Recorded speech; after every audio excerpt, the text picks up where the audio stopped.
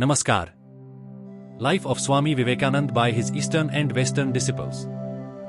स्वामी विवेकानंद की अद्भुत और प्रेरक जीवन यात्रा में आपका स्वागत है। पिछले भाग में हमने स्वामी विवेकानंद की पारिवारिक और सांस्कृतिक पृष्ठभूमि के बारे में जाना और उनके दिव्य व्यक्तित्व के निर्माण की प्रक्रिया को समझा।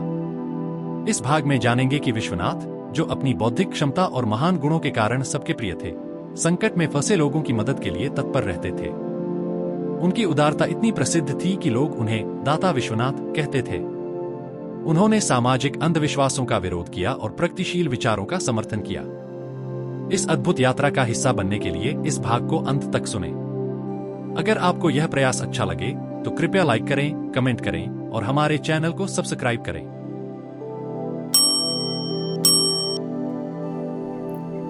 Life of Swami Vivekananda by his Eastern and Western disciples। Episode 2। पहले भाग में हमने स्वामी विवेकानंद की पारिवारिक पृष्ठभूमि के बारे में सुना, उनके माता पिता, दादा और उस समय की परिस्थितियों के बारे में समझने की कोशिश की, और आगे भी हम उस निर्माण की प्रक्रिया के बारे में जानेंगे जिसने विवेकानंद को दिव्य व्यक्तित्व बनाकर आत्मा के गूढ़ रहस्यों को सबके सामने प्रकट करने में सक्षम बनाया। आइए हम उस यात्रा को जारी रखते हैं। जय स्वामी विवेकानंद। बौद्धिक योग्यता के अतिरिक्त विश्वनाथ में अनेक अच्छे गुण थे जिनके कारण वे सभी के प्रिय थे। वे किसी भी परिस्थिति में क्यों न रहे हों, उन्होंने अपने स्वभाव की महानता को कभी नहीं खोया। वे आत्मा से स्वतंत्र, स्वभाव से उदार, मित्रों के प्रति समर्पित, दीन दुखियों के रक्षक थे। अपने साथियों के प्रति उनकी गहरी समझ के कारण उनमें गहरी करुणा और दानशीलता भी थी। किसी को भी संकट में देखकर वे स्वयं दुखी हो जाते थे और उनकी सहायता करने में कोई कसर नहीं छोड़ते थे। अनेक दूर के रिश्तेदार विद्यार्थी उनके घर पर रहकर उनके खर्च पर शिक्षा प्राप्त करते थे और सभी जीवन में सफल होते थे। उनसे सहायता मांगने वाला कोई भी पड़ोसी कभी निराश नहीं हुआ। इसमें कोई आश्चर्य नहीं कि मोहल्ले के लोग उन्हें दाता विश्वनाथ कहते थे। उनके एक पुत्र ने बाद में उनके बारे में लिखा था, गरीबों और दुखियों को दान देना उनके लिए रोग के समान था। विश्वनाथ कहा करते थे, मेरे बेटों को चिंता करने की कोई जरूरत नहीं है, वे स्वयं अपना गुजारा कर लेंगे। लेकिन इन बेचारों में इतनी ताकत नहीं है, इसीलिए उनकी मदद करना जरूरी है। वास्तव में विश्वनाथ ने कल की चिंता किए बिना अपने प्रचुर साधनों को खर्च कर दिया। जो भी मांगता था उसे दे देते थे और यहीं पर उन्होंने विवेक की कमी दिखाई, क्योंकि अपने कुछ रिश्तेदारों को उन्होंने हद से बढ़कर मदद की। एक बार अपने बड़े बेटे नरेन द्वारा ऐसे निकम्मे लोगों को दान देने के लिए आलोचना करने पर विश्वनाथ ने कहा, आप मानव जीवन के महान दुख को कैसे समझ सकते हैं? जब आप इसे समझेंगे तो आपको उनके साथ सहानुभूति स्वयं हो जाएगी। जो नशे के माध्यम से प्राप्त क्षणिक विस्मृति में अपने दुखों को भूलने की कोशिश करते हैं, क्योंकि नरेन ने देखा था कि नशा करने वाले लोग भी उनके पिता के पास मदद मांगने आते थे और वे उनकी मदद करते भी थे। हालांकि विश्वनाथ का लोगों के साथ व्यवहार गर्मजोशी भरा और मीठा रहता था, लेकिन मूल रूप से गंभीर स्वभाव वाले थे। वे विपरीत तर्कों का तर्क संगत उत्तर देते थे। उनका दृष्टिकोण व्यापक था और ज्ञानी थे। एक उदार हिंदू होने के नाते वह सभी धर्मों की आवश्यक और सार्वभौमिक शिक्षाओं को समझना चाहते थे और इसीलिए उन्होंने बाइबिल और दीवाने हाफिज का गहराई से अध्ययन किया था।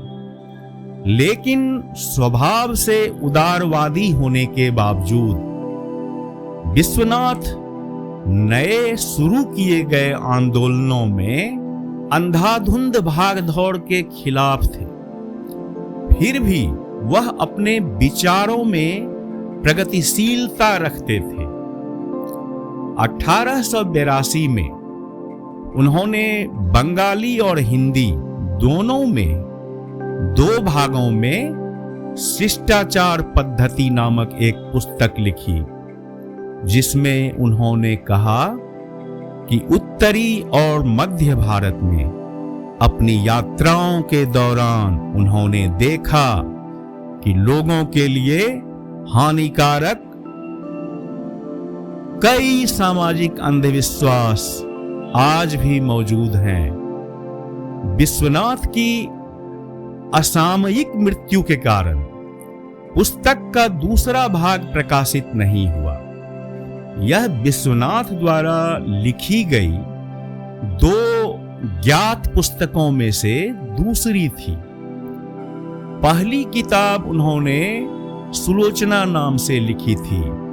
बंगाली में एक उपन्यास था जो 1880 में उनके चाचा गोपाल चंद्र दत्ता के नाम से प्रकाशित हुई थी।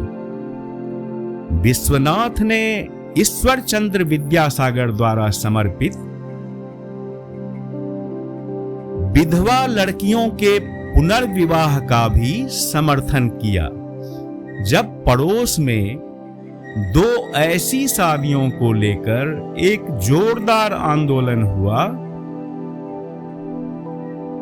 तो विश्वनाथ और उनकी पत्नी ने पुनर्विवाह का समर्थन किया। कुल मिलाकर हालांकि विश्वनाथ शिष्टाचार और आचरण में अन्य हिंदुओं की तरह थे, लेकिन उनकी उदार शिक्षा और अर्जित संस्कृति से पैदा हुए उनके दृष्टिकोण ने उन्हें संकीर्णता से बचाकर रखा। यह भारत के इतिहास का एक संक्रमण काल था। हिंदू और इस्लामी संस्कृतियों के मेल से विकसित हुई नई सभ्यता अभी भी प्रचलित थी, लेकिन यूरोपीय संस्कृति की गंध भारतीय जीवन की धारा में प्रवेश कर चुकी थी। उस समय के शिक्षित भारतीय स्वाभाविक रूप से इन प्रभावों में आ जाते थे। विश्वनाथ भी इसका अपवाद नहीं थे। उनके पेशे ने उत्तर भारत के उच्च पदस्थ मुस्लिम परिवारों के साथ उन्हें घनिष्ठ संपर्क में ला दिया, जिनमें से कई उनके ग्राहक थे। परिणाम स्वरूप वे पहनावे और व्यवहार, खान पान, तौर तरीकों और शिष्टाचार में पारंपरिक हिंदू इस्लामी तौर तरीकों का पालन करते थे। यूरोपीय लोगों में भी उनके कई दोस्त थे और दैनिक जीवन के कुछ मामलों में वे अंग्रेजों का अनुसरण करते थे, जैसा कि अभिजात्य वर्ग में प्रचलन था। इसलिए उनके आचरण में एक और हिंदू इस्लामी संस्कृति और दूसरी ओर यूरोपीय संस्कृति की छाप थी। ब्राह्मण और मुसलमान फकीर दोनों ही उनसे भिक्षा के साथ साथ सहानुभूति प्राप्त करते थे। धर्म से वे शाक्त थे। हालांकि विश्वनाथ अपने दृष्टिकोण में बहुत उदार थे, उन्होंने धर्म के अभ्यास के संबंध में अपने परिवार के पारंपरिक तरीकों में कोई बदलाव नहीं किया। विश्वनाथ को एक ऐसी पत्नी मिली जो हर मामले में उनसे बेहतर थी।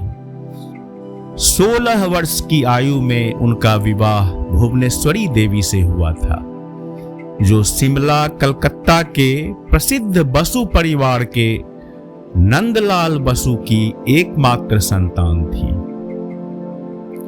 1841 में पैदा हुई भुवनेश्वरी अपनी शादी के समय केवल 10 साल की थी। अपने माता पिता की एकमात्र संतान होने के कारण उन्हें पैतृक संपत्ति विरासत में मिली, जो बाद में उनके बच्चों को मिली। जैसे जैसे वह बड़ी होती गई, वह घर के कामों के प्रबंध में निपुण हो गई और अपने पति के बड़े परिवार की जिम्मेदारी खुशी खुशी उठाने लगी। असाधारण रूप से वह बुद्धिमान थी। अपने कई कामों के बीच भी सिलाई, संगीत, रामायण, महाभारत के दैनिक अध्ययन के लिए समय निकाल लेती थी।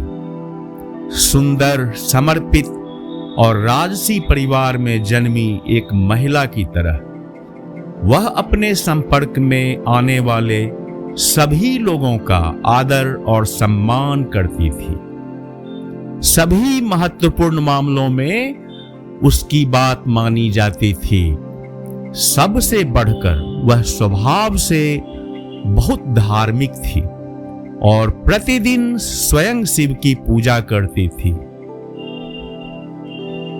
वह बहुत अधिक बात नहीं करती थी। सभी परिस्थितियों में ईश्वर की इच्छा के प्रति शांत, समर्पित इस महान हिंदू महिला की विशेषता बन चुकी थी। गरीब और असहाय लोग उनकी विशेष चिंता के पात्र थे। विश्वनाथ की तरह भुवनेश्वरी देवी की आवाज भी बहुत मधुर थी और वह धार्मिक नाटकों में सुने जाने वाले श्री कृष्ण के गीतों को खूबसूरती से गा सकती थी। जब भिखारी धार्मिक गीत गाते हुए घर में भीख मांगने आते थे, तो वह केवल एक बार सुनकर उनके गीतों को सीख लेती थी। वह वास्तव में अपनी असाधारण स्मृति के लिए विख्यात थी। रामायण और महाभारत के लंबे अंश उन्हें कंठस्थ थे। इससे भी महत्वपूर्ण बात यह थी कि उन्होंने इन महाकाव्यों का सार आत्मसात कर लिया था और उस सार के साथ साथ उस संस्कृति को जिसकी वह कुंजी थी, उन्होंने अपने बच्चों को उनकी महान विरासत के रूप में सौंप दिया। इन दोनों विश्वनाथ और भुवनेश्वरी देवी के घर में वह बालक पैदा हुआ जो अपने युग का सबसे महान व्यक्ति बनने वाला था, जिसका प्रभाव दुनिया को हिला देने वाला था और जिसने एक नई व्यवस्था की नींव रखी। जय स्वामी विवेकानंद।